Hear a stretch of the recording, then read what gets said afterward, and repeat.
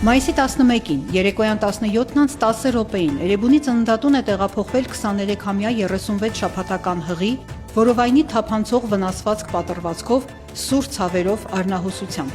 Նախնական տեղեկություններով կիրակի երեկոյան ուժգին քամու ժամանակ տանիքից պոկվել է թիթեղի մի կտոր եւ հարվածել այդ պահին բակում գտնվող հղի կնոջը, վնասելով որովայնը։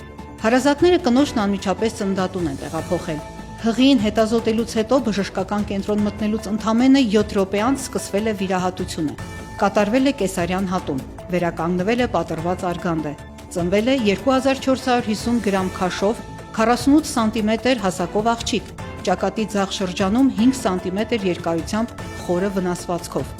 Վերքը կայելու նպատակով նորածինն անմիջապես տեղափոխվել է Սուրբ Աստվածամայր բժշկական կենտրոն։